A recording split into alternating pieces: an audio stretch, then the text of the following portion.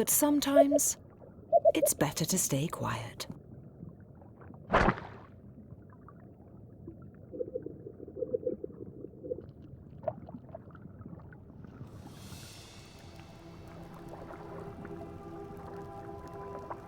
On Australia's Great Barrier Reef, one character is challenging our understanding of fish intelligence. This is a tusk fish. He does something few would have believed a fish could do. Every morning, he makes a journey out to the edge of the reef.